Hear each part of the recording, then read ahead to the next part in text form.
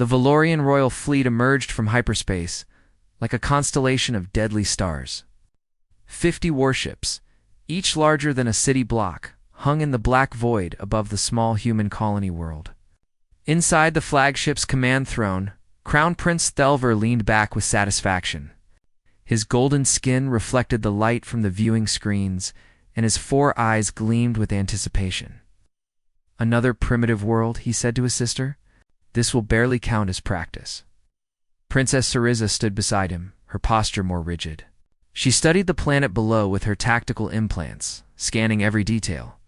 The humans have only been here for 20 cycles. Basic infrastructure. No orbital defenses. Population of 12,000. Then why did you insist on bringing the entire royal fleet? Thelver asked, amusement in his voice. "'Cause we know nothing about them," she replied. "The humans appeared in this sector only 50 cycles ago. No one knows where they came from or what they can do." The prince laughed, a sound like grinding metal. "Look at their structures. Primitive metals and concrete. Their ships barely achieve half-light speed. Sister, you worry too much."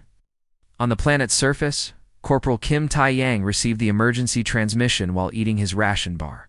He stopped chewing, listened carefully, then cursed under his breath. His small scout unit had been running border patrols for 3 months without incident. "Now this! Everyone, gear up," he called to his team. "We've got company." Private Park Ji-woo looked up from her communication console. "How bad?" "Alien fleet. Big one. They're positioning for invasion." Private Choi Min-seok simply nodded and began checking his weapons. He never wasted words. Private Leuna was already at the window, looking at the sky with her enhanced optics. "I count 50 capital ships," she said quietly. "That's not a raid. That's a conquest force." Tai-Yang activated his command link. "Earth Command, this is Scout Unit Delta 4, confirming hostile fleet above. Haven 7, request immediate reinforcement." The response came back after a long delay. "Delta 4, nearest battle group is 6 days out. You are authorized to observe and report. Evacuation ships are being dispatched for colonists. ETA 48 hours. Your orders are to delay enemy forces if possible. Good luck." Gi-woo made a sound halfway between a laugh and a groan. "Delay them? There's 4 of us, and probably thousands of them." "Then we better get creative," Tai-Yang said. He pulled up the colony map. "We know this terrain better than they do. That's our advantage." Aboard the flagship, Thelver watched his invasion force prepare. 3,000 of his finest warriors, each equipped with powered armor that could withstand plasma fire. Energy weapons that could cut through steel like paper. Shields that made them nearly invulnerable to primitive projectile weapons. "I'm sending the vanguard first," he announced. 500 warriors. They'll secure the landing zone, and the rest will follow. Sariza wanted to argue, but held her tongue. Her brother was technically in command of this operation. She had insisted on coming only to observe these mysterious humans firsthand. Still, something felt wrong. Her tactical instincts were screaming warnings she couldn't explain. The first Valorian dropships descended through the atmosphere like meteors. They landed in the open plain outside the colony's main settlement, exactly as their battle doctrine prescribed. The warriors emerged in perfect formation, their armor gleaming. Weapons ready, top toy, watched from a mountain ridge 3 kilometers away. "Ji-woo, you getting their communications?" "Already on it," she replied, her fingers dancing across her equipment. "Their encryption is complex, but got it. They're using a crystalline matrix for data transfer. I can intercept everything." "What are they saying?" "A lot of boasting. They're calling us primitives and easy prey. Their commander is planning to march straight to the colony and demand surrender." "I really think this will be simple," Yuna said from her sniper position. "Should I?" Tai-Yang considered. The Valorian commander stood in the center of his formation, clearly visible, an easy shot for someone of Yuna's skill. But killing him would send a message. It would tell these aliens that humans weren't going to roll over. "Take the shot," he ordered. Yuna's rifle was a masterpiece of human engineering. It didn't use energy or plasma like so many alien weapons. It used chemistry, physics, and math.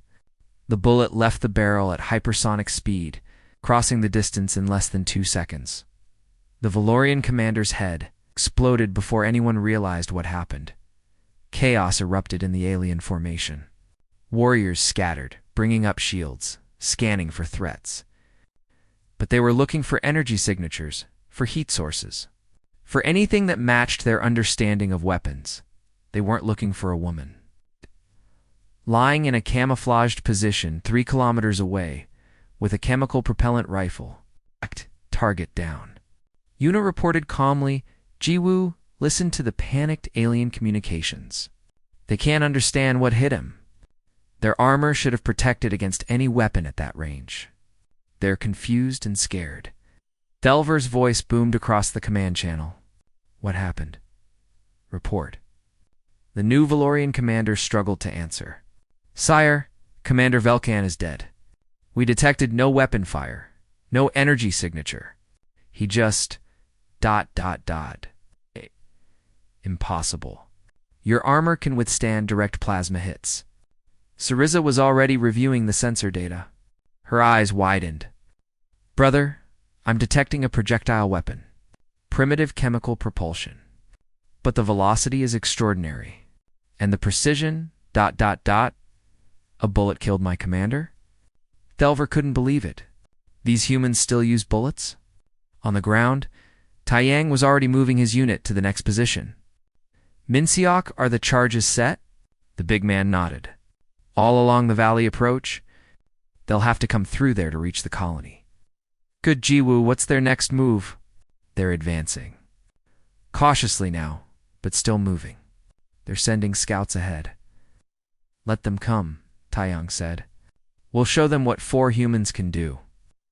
The Valorian warriors moved forward, weapons ready, shields at maximum. Every shadow seemed threatening now. Every rock could hide an enemy. They had gone from predators to prey in a single shot, and they didn't even understand how. Syriza watched the tactical display with growing unease. "Brother, perhaps we should reconsider this approach? We know nothing about human capabilities." "They killed 1 warrior with a lucky shot," Delver said dismissively. "We have 3,000. This world will be ours by nightfall." But in her heart, the princess wasn't so sure. She had seen something in that single kill shot that terrified her. It wasn't luck. It was precision. It was patience. It was the mark of a predator that knew exactly what it was doing. And if these were just scouts, what were the real human warriors like? In the mountains, Taiyang smiled grimly as he watched the alien force enter the valley. They were so confident in their shields and armor, they had no idea what was waiting for them. "Welcome to Earth's neighborhood," he whispered. "Class is now in session." The Valorian vanguard moved through the valley in tight formation. Their doctrine had conquered 47 worlds. Formation meant strength. Formation meant invulnerability. Formation meant victory. Private Choi Min-seok watched them through his scope and thought different thoughts. Formation meant target density. Formation meant predictable movement. Formation meant one explosive could hit many enemies. "They're entering the kill zone," he reported quietly. Taiyang checked his position. The 4 scouts had spread out across the valley ridges, each with overlapping fields of fire. Below them, 500 Valorian warriors advanced like they owned the planet already. "Guwu, what are they saying?" Park Ji-woo listened through her intercepted communications. "Their new commander is angry. He wants revenge for the first kill. He's promising to burn the colony to the ground." She paused. "He's also telling his troops that humans are cowards who hide and use primitive weapons." "Let's educate them," Taeyang said. "Min-seok, light them up." The first explosion caught 30 warriors in its blast radius. The shaped charges Min-seok had placed weren't sophisticated by galactic standards. They were just human engineering. Directional force. Simple chemistry. Basic physics applied with deadly efficiency. Valorian shields flickered and died. Armor cracked. Bodies flew through the air. Before the aliens could react, Yuna fired again. Then again. Each shot traveled faster than sound. Each bullet found its target with mechanical precision. Command officers fell first, then communications specialists, then anyone who looked important. The Valorians returned fire wildly, their energy weapons cutting through air and rock. But they were shooting at nothing. The humans had already moved. Tai Yang had drilled his unit endlessly on one principle: shoot and relocate. Never stay still. Never be where the enemy thinks you are. They're panicking, Jiwoo reported. The commander is trying to restore order, but half his officers are dead. Another explosion. Minseok had mined the entire valley floor. Each charge was placed with care, timed to create maximum chaos. The Valorians scattered, breaking formation, running for cover that didn't exist. That's when Taeyang engaged. He came from their flank, where they weren't looking. His rifle was older than some of the warriors he was shooting at. It used brass casings and lead bullets. But in his hands, it sang a song of precision death. 6 targets down before they saw him. 3 more as they turned. Then he was gone, vanished into the rocks like a ghost. Crown Prince Thelver watched the battle feed in disbelief. How many enemies are down there? His tactical officer checked the scanners again. Sire, we're detecting only 4 heat signatures. For humans. Thelver stood from his throne. For humans are doing this? Syriza was silent, her mind racing through combat calculations. She had trained with the Empire's best warriors. She understood tactics and strategy, and what she was watching shouldn't be possible. The humans weren't stronger. They weren't faster. Their weapons were primitive, but they fought like nothing she had ever seen. They used the terrain like it was part of their body. They moved like water, flowing from position to position. And their accuracy was inhuman. No, she corrected herself. Their accuracy was perfectly human. That was the terrifying part. On the ground, the Valorian vanguard was dying. They tried to advance. Explosions stopped them. They tried to retreat. Sniper fire cut them down. They tried to hold position. Flanking attacks destroyed them. We need air support. The Valorian commander screamed into his communicator. The single quotes VAR authorized it immediately. 6 attack craft screamed down from orbit. Their sensors locked on the 4 human heat signatures. Jiwoo saw them coming. We've got aircraft inbound. Let them come, Taeyang said calmly. He had prepared for this too. The attack craft fired their missiles at the human positions. The explosions were massive, turning rock to dust and dust to glass. For a moment the Valorians cheered. Nothing could survive that. Then Yuna's voice came over the team channel. Aircraft 1 is down. She had moved before the missiles hit. Now she was in a completely different position with a completely different weapon. This one was designed specifically for armored targets. The bullet punched through the aircraft's shield like it wasn't there, and detonated inside the engine. The craft fell from the sky like a stone. Aircraft 2 is down, Minseok reported. He had used a different approach. A simple, shoulder-fired missile. Old technology. Reliable technology. The kind that didn't show up on advanced sensors because it was too primitive to register as a threat, until it killed you. The remaining 4 aircraft scattered. Suddenly unsure. Their pilots had expected easy targets. Instead, they were in a knife fight with enemies who refused to play by the rules. Taeyang shot the 3rd aircraft himself. It was low enough, the right angle. 1 bullet through the cockpit canopy. The pilot died, and the craft tumbled into the valley floor. The last 3 aircraft retreated to orbit, their pilots babbling in panic. Below, the Valorian vanguard was broken. Of the 500 warriors who had landed so confidently, fewer than 300 remained combat effective. And they still hadn't seen more than glimpses of their enemies. Withdraw. The commander finally ordered, back to the landing zone. But Minseok had mined the retreat path too. More explosions. More death. The Valorians ran in terror, abandoning their wounded, dropping their weapons. Thinking only of escape, Giwu listened to their communications and felt something like pity. They're terrified. They've never fought an enemy like this. Neither have we, Taeyang admitted. But we're human. We adapt. That night, Crown Prince Thelver stared at the casualty reports. 150 warriors dead. Another 100 wounded. Against 4 enemies. 4. This is unacceptable, he said quietly. Sariza had been reviewing the combat footage for hours. Brother, we need to reconsider this invasion. Absolutely not. I will not be humiliated by primitives. These aren't primitives, she said carefully. Look at their tactics. They're not fighting to win. They're fighting to delay, which means reinforcements are coming. Then we crush them before reinforcements arrive. Thelver slammed his fist on the throne. Send another 1,000 warriors. Send our elite guard. I want those for humans dead by morning. Sariza wanted to argue. She wanted to show him what she had learned from studying the battle footage. The way humans moved suggested evolutionary adaptations for endurance hunting. The way they fought suggested a species that had clawed its way to the top of a brutal food chain. The way they communicated suggested pack behavior refined over millions of years. But her brother wouldn't listen. He was too proud, too angry, too determined to prove Valorian's superiority. So she simply nodded and began preparing for the next assault in the mountains. 8. Taiyang's unit was already repositioning. They had bought the colonists 12 hours. The evacuation ships would arrive in 36 more hours.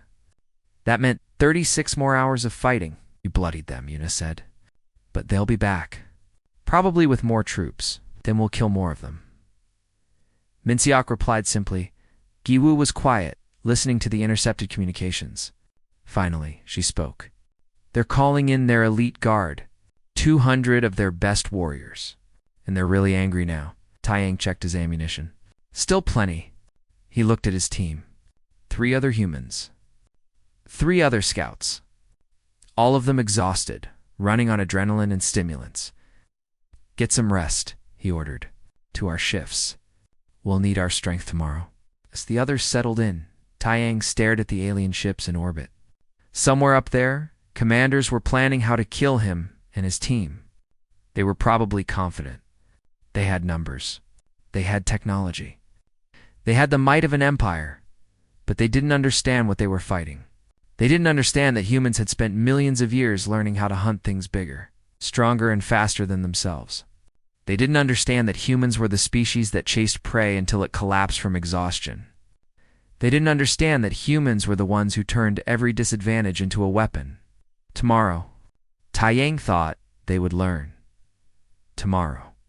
The real lesson would begin. The Valorian elite guard descended in the darkness before dawn. They wore black armor that absorbed light. Their weapons were the finest the Empire could produce. Each warrior had survived 100 battles and trained for 1,000 more. They were the best the Valorian Empire had to offer. And they were hunting for humans. Princess Sariza watched from orbit as they deployed. Unlike her brother's chaotic assault, this was precision.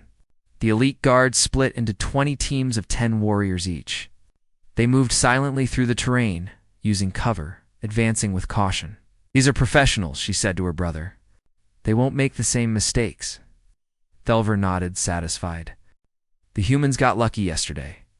Today, they die. But in the mountains, Corporal Kim Taiyang wasn't worried about luck. He had split his unit up hours ago. For humans operating independently, each a ghost in the wilderness. Each a predator waiting for prey. Privately, Yuna had been moving for 3 hours. Not running, walking. Humans could walk forever. It was in their bones, their blood, their evolutionary heritage. They were the species that followed prey across continents, never stopping, never resting, until the target collapsed. She found the first elite team by their thermal signature. 10 warriors moving in perfect formation through a narrow canyon. They thought they were hunters. They were wrong. Yuna's first shot dropped the rear guard. Silent, clean. The body fell without a sound. The other 9 warriors continued forward, unaware. Second shot, another warrior down. Still no alarm. By the time the team leader realized something was wrong, half his unit was dead. Contact. Sniper. Unknown direction. He screamed into his communicator. Yuna was already gone. She didn't stay to admire her work. She moved to the next position, the next team. the next kill. Always moving. Never stopping. Like her ancestors who hunted mammoths across ice ages, Private Park Ji-woo had taken a different approach. She wasn't a fighter by training. She was a communications specialist. But every human was dangerous when pushed. Evolution had made sure of that. She had hacked the Valorian battle network completely now. She could hear everything they said, see everything they saw, and more importantly, she could make them hear things that weren't true.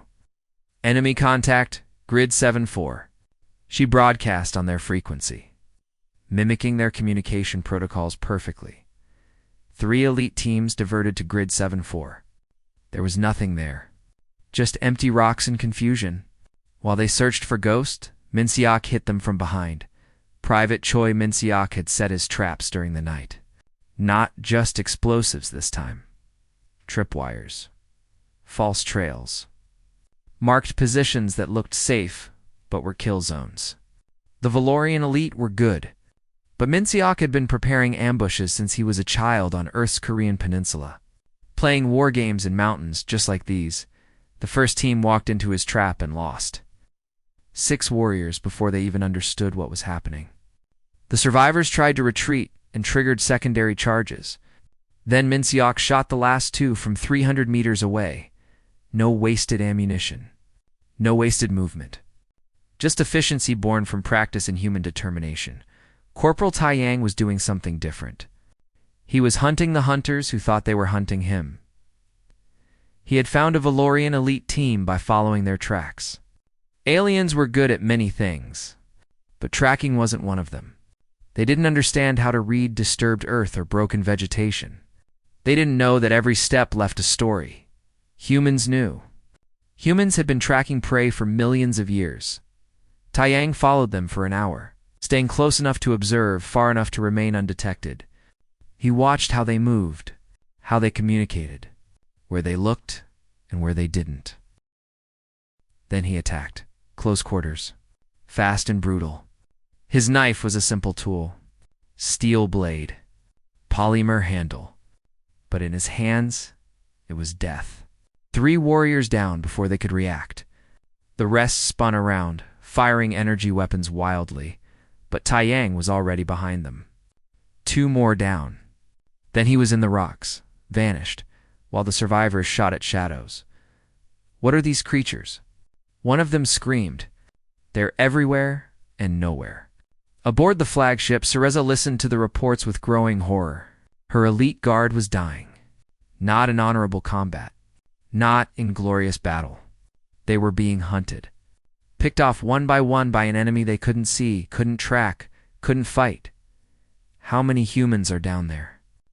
Thelver demanded again. Still for sire, the tactical officer replied. But they've separated. They're operating independently across a 50-kilometer radius. For humans. The prince roared.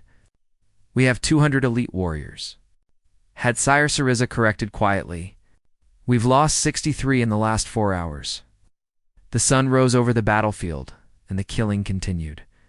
Yuna shot from positions that should have been impossible. Gu led entire teams into ambushes with false communications. Min-seok's traps claimed victim after victim, and Taiyang moved through the chaos like a demon, peering where he was least expected. The Valorian elite guard tried to adapt. They moved in larger groups. They used better scanners. They called in aerial reconnaissance. Nothing worked. Humans had evolved as ambush predators and endurance hunters both. They could sprint when needed and walk for days when required. They could go without sleep longer than most species. They could eat almost anything. They could survive in environments that would kill other beings. And most terrifying of all, they never gave up, never surrendered, never stopped hunting. By noon, the Valorian elite guard was down to 90 warriors. They had stopped advancing. Now they were just trying to survive. Pull them back, Cereza advised her brother. Before we lose them all? No. Thelver's pride wouldn't allow retreat. Send the rest of the invasion force. All of them. I want these humans buried under our warriors. Cereza made her decision then. She activated a private channel to the ground commander. Begin withdrawal. That's a direct order from Princess Syriza. The commander hesitated only a moment. He had seen his best warriors die in these mountains. He didn't need to be told twice. Acknowledged, Princess. All units, fall back to landing zone. But falling back wasn't simple. The humans had positioned themselves perfectly. Every retreat route was covered. Every escape path was a killing ground. Tay watched the Valorians retreat and made a choice. His mission was to delay, not to destroy. The colonists needed another 24 hours for full evacuation. He could let the aliens go, let them regroup, let them come back stronger, or he could break them completely. All units, he broadcast to his team. Let them withdraw. Harassment, fire only. Make them scared, but let them run. Una put a round into the ground near a group of fleeing warriors. They scattered in panic. Minciok detonated a charge on an empty hillside. The explosion echoed like thunder. Giwu broadcast screams and gunfire on their communications network. The Valorian elite guard ran. The finest warriors in the Empire ran in terror from 4 humans they had never clearly seen. By evening, survivors had reached their landing zone. They immediately boarded their dropships and fled to orbit. Of the 200 elite warriors who had descended that morning, only 47 returned. And every single one was traumatized. Thelver stared at the returning warriors. They wouldn't meet his eyes. They flinched at sounds. Some were crying. These were the Empire's best, reduced to broken shells. Happened down there? He asked the commander. The warrior looked haunted. They're not like us, sire. They don't tire. They don't quit. They hunt like demons from the old stories. We never saw them clearly. Just shadows and death. Syriza had been analyzing combat data all day. Now she pulled up a particular piece of footage. It showed a human Taiyang, though she didn't know his name. Engaged in hand-to-hand combat with 3 elite warriors. The human fought for 7 minutes straight. The Valorian warriors, wearing powered armor, had to rest twice. The human never stopped. Just kept moving, kept fighting, kept killing until all 3 were dead. Then he walked away like he had simply finished a training exercise. "Brother," she said quietly, "I've been studying human evolution. They come from a death world. Gravity, 20% higher than standard. Atmosphere filled with reactive oxygen. Thousands of predator species. And somehow, they became the apex predator of that nightmare planet." "So what?" Thelver asked weakly. "So we're not fighting soldiers. We're fighting millions of years of evolution. They're built for this. Endurance. Adaptation. Relentless pursuit." She paused. "And brother, these aren't even their warriors. These are scouts. Reconnaissance troops rated as average in their military performance reviews." The prince sat down heavily. "What?" Syriza showed him the intercepted Earth military communications. The performance review for Scout Unit Delta 4. Rating satisfactory. Combat effectiveness adequate. Overall assessment average. "These are average," she whispered. "What are their actual warriors like?" Crown Prince Thelver refused to accept defeat. His pride wouldn't allow it. He had conquered worlds. He had crushed rebellions. He would not be humiliated by 4 primitives with chemical weapons. "We still have over 2,000 warriors," he said. "We overwhelm them with pure numbers. They can't be everywhere at once." Princess Syriza looked at her brother with something approaching pity. He still didn't understand. Numbers meant nothing against an enemy who refused to fight fair. And humans, she was learning, had never fought fair in their entire evolutionary history. "I want them alive," Thelver continued. "I want to understand what makes them so dangerous. Set a trap. Use our remaining forces as bait. When the humans attack, we capture them." It wasn't the worst plan, Syriza admitted. If they could study a human, learn their limits, understand their capabilities, perhaps they could develop countermeasures. Perhaps they could salvage something from this disaster. The Valorians deployed 400 warriors in an open valley. They made themselves obvious targets. Weak formations, poor tactical positions. They looked like easy prey, and they waited. Corporal Taiyang watched from the ridge. It's a trap, obviously, Yuna agreed. But they want us to know it's a trap. They're counting on us being too smart to fall for it. Ji Wu had intercepted the battle plans.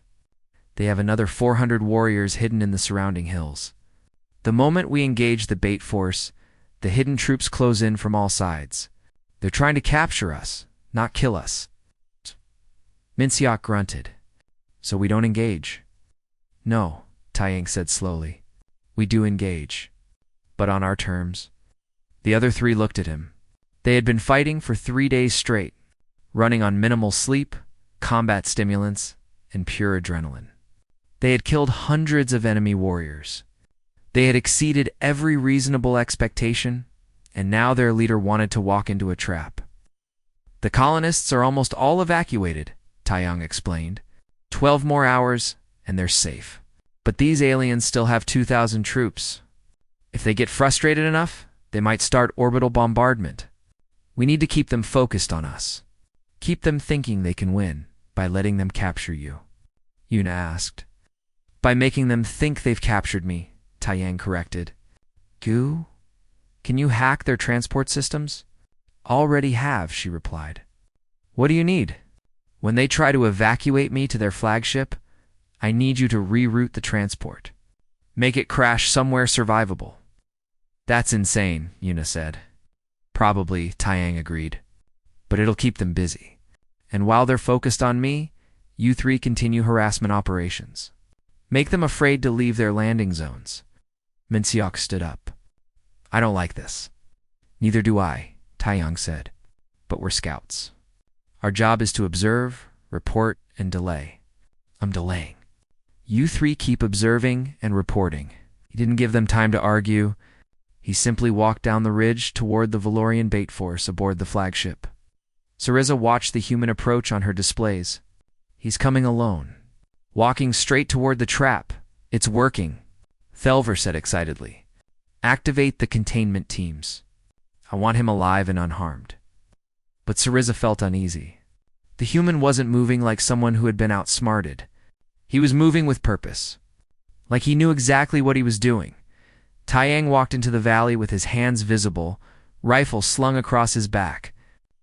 The Valorian warriors tensed, weapons ready.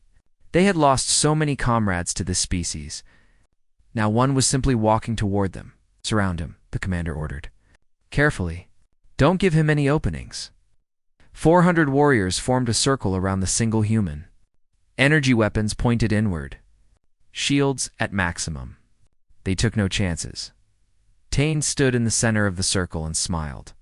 Hello, he said in flawless Valorian. Jiwoo had taught him the basics of their language over the past 3 days. The warriors stepped back in shock. The humans spoke their language. I am Corporal Kim Taiyang of the Earth Defense Forces, he continued. You wanted to meet a human? Here I am. The commander regained his composure. Surrender your weapons. No, Taiyang said simply. You were surrounded by 400 warriors. You have no choice.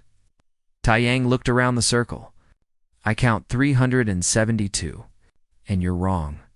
I always have a choice. Then he moved. Humans weren't faster than Valorians. But they were fast enough. And more importantly, they had something the Valorians lacked. They had millions of years of practice at close-quarters violence.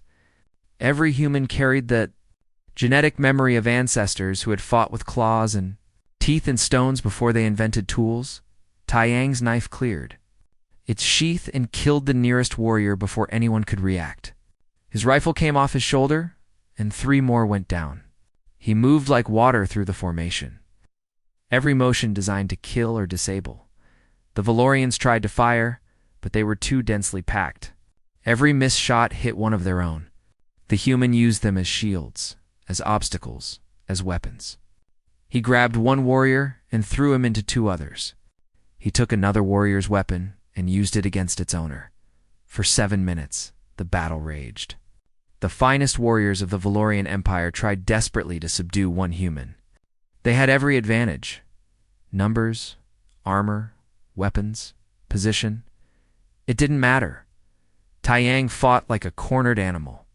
like a apex predator defending its territory. Like a human who refused to quit no matter what. 40-7 Valorian elite warriors died in those 7 minutes. Dozens more were wounded. And when the hidden reinforcements finally closed in and managed to overwhelm him with sheer numbers, Taiyang was still fighting. Still moving. Still dangerous. They hit him with stun weapons. 3 times.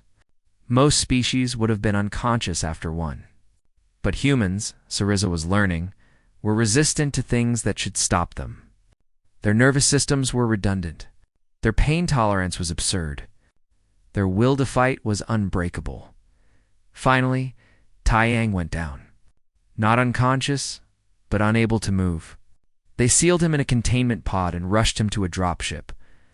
"We have him," Thelver crowed. "Finally. Now we'll learn their secrets."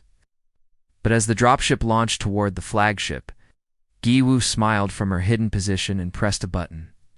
The dropship's navigation systems went haywire. Alarms blared. The pilot struggled with controls that wouldn't respond.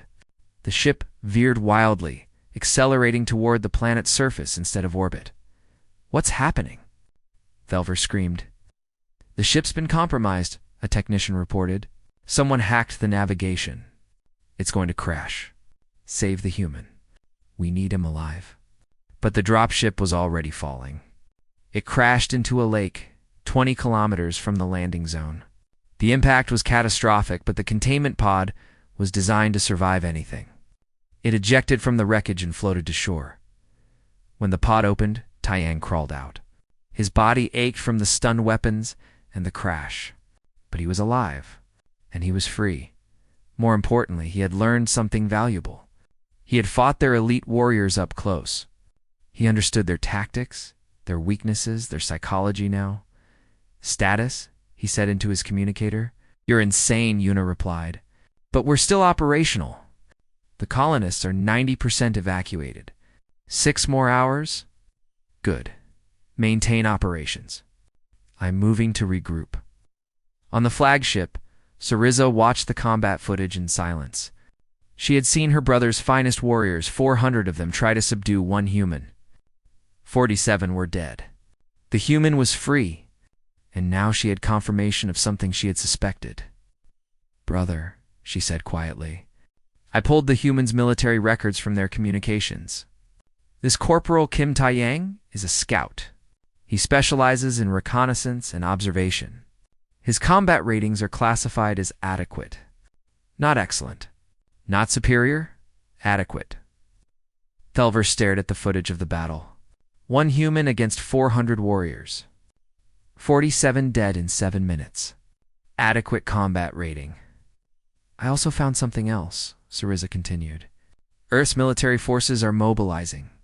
A destroyer with 200 actual combat marines is en route. 8 to 6 hours. How many marines?" the prince asked weakly.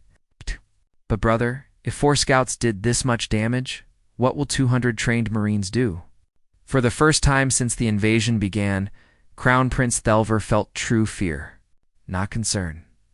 Not worry. True existential fear. "What do you recommend?" he asked his sister. Sariza made her choice. "We leave now, before the real human military arrives. That's retreat. That's dishonor. That's survival," she said firmly. "We came here with 3,000 warriors.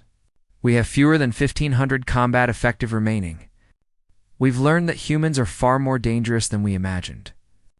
That's valuable intelligence. Let's not throw away what's left of our forces for pride," Thelver wanted to argue. But he looked at the casualty reports. The combat footage, the terrified faces of his surviving warriors, and he made the hardest decision of his life. Begin withdrawal. All forces return to the fleet. We leave this system immediately. Valorian withdrawal was chaos.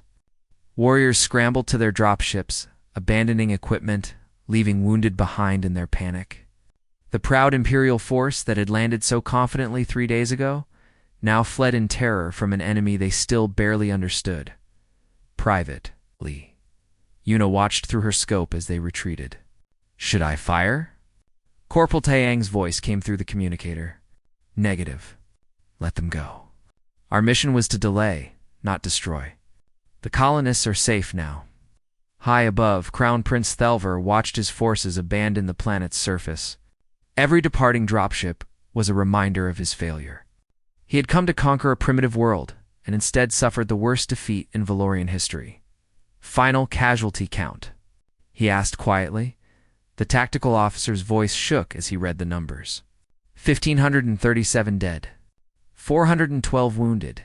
Total combat effective losses, 65% of invasion force. Against how many enemies? 4, sire. For human scouts, the prince closed all 4 eyes. For enemies, for humans with primitive weapons had destroyed the better part of his invasion force. His elite guard was broken. His warriors were traumatized. And somewhere down on that planet, those 4 humans were still alive, still dangerous. Still watching, Princess Syriza was already analyzing the broader implications. Brother, we need to report this to the Emperor immediately. If these were just scouts, humanity's actual military forces could threaten the entire empire. You're overreacting, Thelver said, but his voice lacked conviction. Am I? She pulled up the data she had compiled. Humans evolved on a high-gravity death world. They're endurance predators. They can operate for days without rest. They can survive injuries that would kill most species. They're adaptable, resourceful, and they never surrender. And most importantly, they're everywhere. Everywhere. I've been monitoring their communications. Humans have colonies across dozens of systems. They've been expanding for over a century. They're not a small species confined to one world. They're an interstellar civilization we somehow failed to notice. The prince felt sick. How had Valorian intelligence missed an entire spacefaring species? How had they not realized the danger? On the planet's surface, the 4 scouts regrouped at their original position. They were exhausted. 3 days of constant combat had pushed them to their limits, but they were alive, and they had succeeded. Private Park Ji-woo was monitoring the enemy fleet. They're preparing to jump to hyperspace. I think they're actually leaving.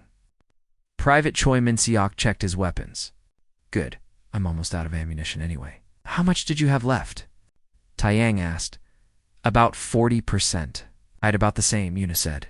We weren't even close to empty. Kyu laughed, slightly hysterical from exhaustion and adrenaline. We should tell the aliens that. Really scare them. Let them figure it out on their own, Taeyang said. He looked at his team. They were dirty, tired, and running on fumes. But they had done something incredible. For scouts against an invasion force, and they had one. 6 hours later, the Earth Defense Force destroyer arrived in orbit. 200 combat marines deployed to the planet's surface, ready for battle. What they found instead was a peaceful colony, nearly finished with evacuation, and for scouts, sitting on a hillside eating ration bars. The Marine commander, a stern woman named Captain Han Suji, approached Taeyang's position. Corporal report. Taeyang stood and saluted.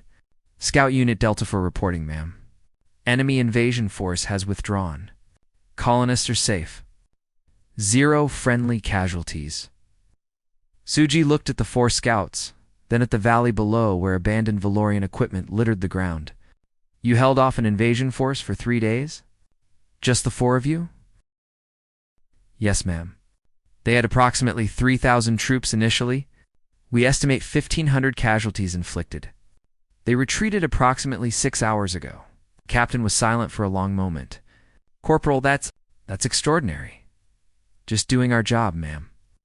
Suji looked at her Marines, who were staring at the scouts with something approaching awe. Pack it up, she ordered her troops. Apparently the war's already over. Meanwhile, the Valorian royal fleet jumped to hyperspace, leaving human space behind. Crown Prince Thelver sat in his command throne, staring at nothing. His sister stood beside him, equally silent. Finally, the prince spoke. We tell no one about this. We have to report to the Emperor, Syriza said.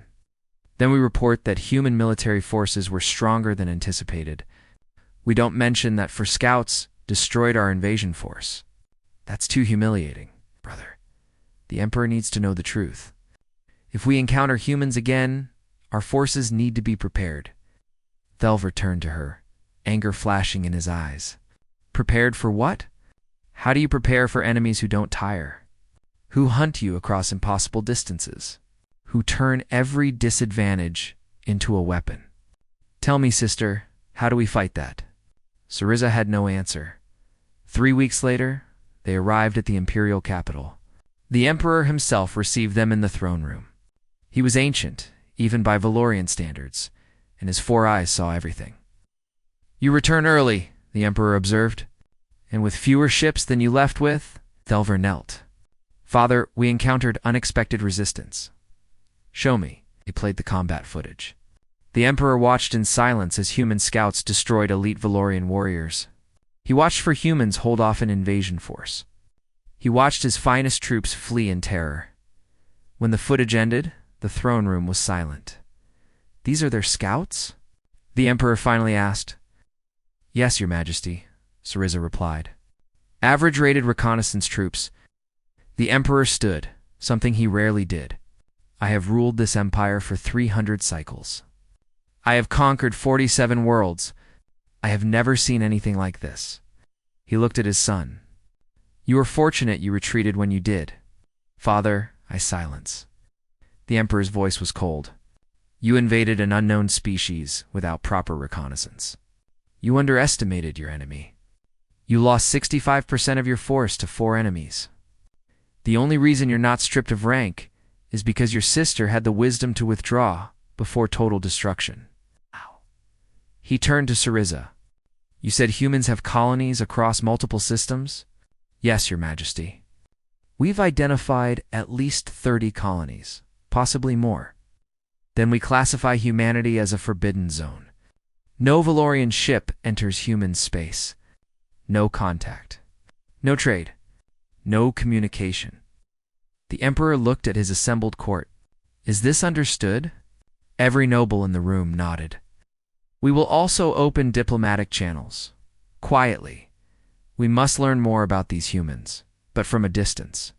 And we must ensure they never decide to expand into our territory. On Haven 7, Scout Unit Delta 4 was packing up their equipment. The colonists were returning, the threat was over, and life was going back to normal. Captain Suji approached Tai Yang one final time. I reviewed your performance reports, she said. You're all rated as adequate or satisfactory across the board. Yes, ma'am, Tai Yang replied. We're just scouts, Suji repeated. She smiled slightly.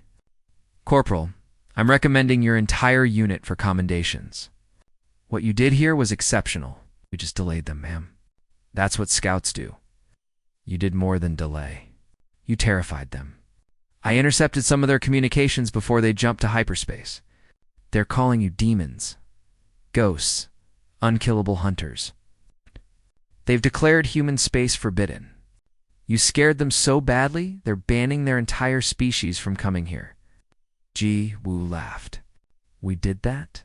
You did that, Suji confirmed. For scouts held off an invasion and traumatized an empire. That's going into the history books. After the captain left, the 4 scouts sat together one last time before their transport arrived. They were quiet, processing everything that had happened. Do you think they'll be back? Min Siok asked. No, Eunice said. We broke them. They won't forget this. Tai Yang looked at the stars where the Valorian fleet had disappeared. Maybe that's good. Maybe now other species will think twice before attacking human colonies. Or maybe they'll come at us with everything they have, Jiwoo said, because now they know humans are dangerous. Then we'll be ready, Tai Yang said simply. That's what humans do. We adapt. We survive. We win. Far away in the Valorian Imperial Palace, scholars were already studying everything they could learn about humanity. They analyzed the combat footage frame by frame. They researched human evolution and biology. They tried to understand what made these creatures so terrifying, and the more they learned, the more frightened they became. Humans were persistence hunters who chased prey until it collapsed from exhaustion. Humans were adaptable, able to survive in environments that killed other species. Humans were social pack hunters who coordinated with terrifying efficiency, Humans had evolved on a death world where everything was trying to kill them, somehow become the apex predator. But the most terrifying discovery was this: humans bonded with each other. They fought not just for survival, but for their comrades. They would die for each other, and that made them unstoppable. One scholar wrote a report that would define foreign policy toward humanity for generations. They are individually dangerous. Together, they are unstoppable. We must never fight them. We must never anger them. We must hope that they never decide we are prey. Because if humans hunt as a species the way they hunt as individuals, nothing in the galaxy could stop them. The report reached the Emperor's desk. He read it once, then locked it in his most secure vault. Then he issued a single order that would echo. Through Valorian space forever, humans are forbidden. This decree is absolute, in a small military outpost on Haven 7. For scouts finished packing their gear and boarded their transport home, completely unaware that they had just changed the balance of power in the galaxy. They were just scouts after all, just doing their job.